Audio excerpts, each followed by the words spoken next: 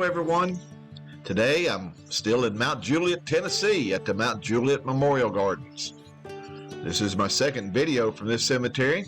In my last one, I visited the grave of an American icon, Charlie Daniels. There are a couple other country music personalities buried in this cemetery, but none of them have GPS coordinates on the Find a Grave Memorial. But I do have a section number, so let's do a little walking and see who we can find.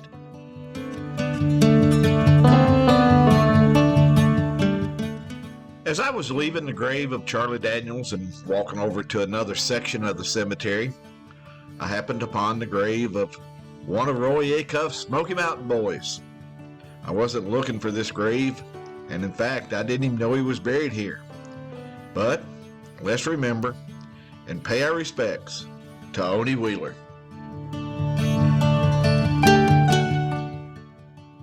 Oni Daniel Wheeler was born in Missouri on November 10th, 1921. When he was 18, Oni joined the Army and was stationed in Hawaii when the Japanese bombed Pearl Harbor.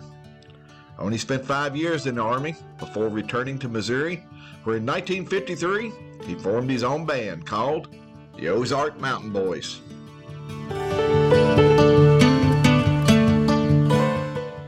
In addition to being a talented musician and singer, Oni was also a talented songwriter, which eventually led to a contract with Columbia Records.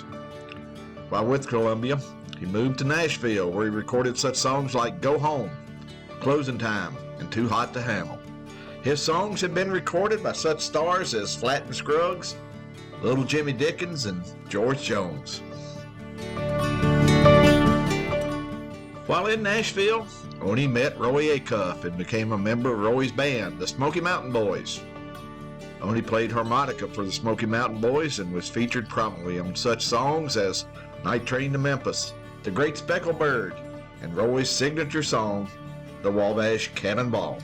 For 22 years, Oni toured with Roy, and almost every Friday and Saturday night when Roy and the Smoky Mountain Boys would take to the stage of the Grand Ole Opry, it was Oni Wheeler that would kick off the Wabash Cannonball by imitating the sound of an old train whistle.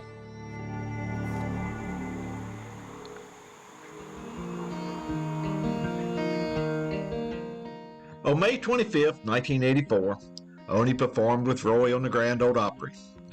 Following his Opry performance, Oni joined Pastor Jimmy Snow, Hank Snow's son, on the Jimmy Snow Gospel Hour, which was also airing from the stage of the Opry. During the Gospel Hour performance, Oni Wheeler suffered a massive heart attack and died in the center circle of the Opry stage.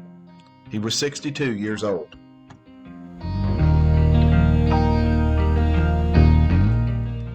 In an earlier video, I visited the grave of another Smoky Mountain boy, Bashful Brother Oswald, over at Forest Lawn in Goodlettsville.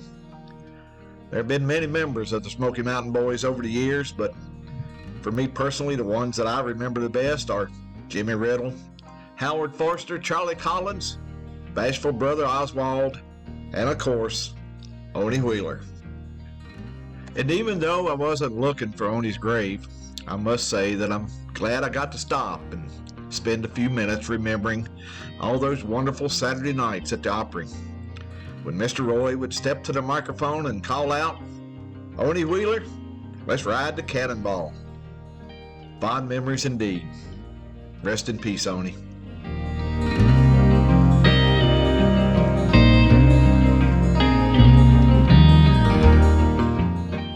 It took me a while to find this next grave, as I had to walk almost the entire section.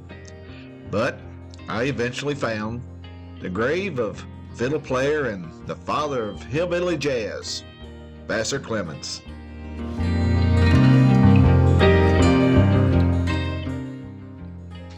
Vassar Clements was born in Florida on August 25, 1928, and grew up in Kissimmee. By the age of 7, he taught himself to play the fiddle and joined his cousins to form a local string band.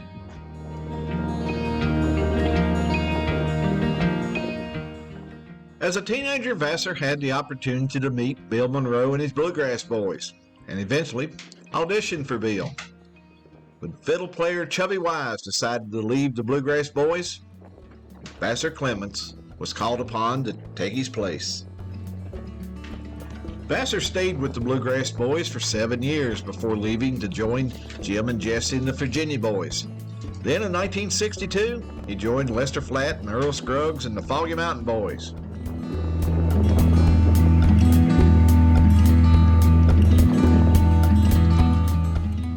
By the mid-1960s, a series of personal issues forced Vassar to leave the music industry. For the next few years, he found work at odd jobs, including a plumber, as a railroad switchman, and in a paper mill. But in 1967, he returned to Nashville, where he became a much sought-after session musician. He played fiddle on a number of albums with such stars as Fair and Young, John Hartford, and the Nitty Gritty Dirt Band.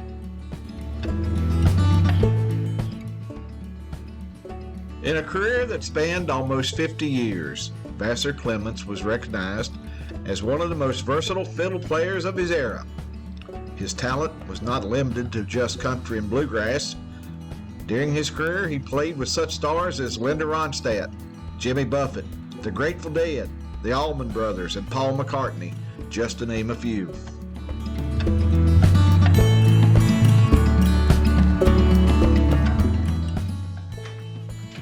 He played on over 200 albums, and many of his albums featured a newgrass style of music that Vassar called hillbilly jazz. In 2004, Vassar joined Earl Scruggs, Randy Scruggs, and Jerry Douglas on an album by the Nitty Gritty Dirt Band. Their rendition of Earl's Breakdown won the Grammy Award for Best Country Instrumental. That would be one of Vassar's last recordings. A few months later, on August 26, 2005, Vassar Clements passed away from the complications of lung cancer. He was 77 years old.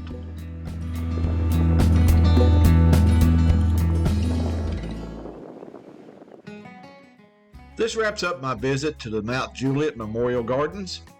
I hope you enjoyed my visit to the graves of Oni Wheeler and Vassar Clements. If you have a favorite memory of any of the people that we visit in these videos, please leave me a comment. I really enjoy reading them and interacting with you. And be sure to hit that like button. It really helps the channel grow.